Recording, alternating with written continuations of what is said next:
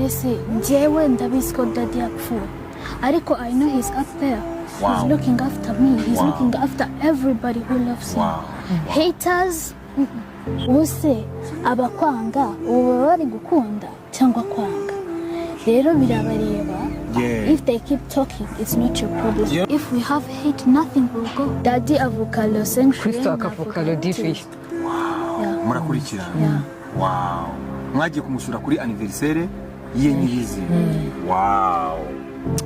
Man, uwo munsi wamubwiye iki? Uwo munsi wumvaga wamusharing iki?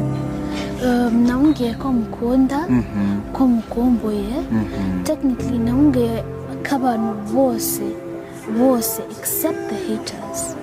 Namusabye kazasabira abantu bose bamukunda n'abamwanga umugisha.